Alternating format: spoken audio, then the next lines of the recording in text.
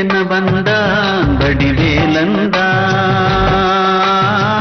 புள்ளி வைத்து புள்ளி போட்டான் புது கோலம்தான்.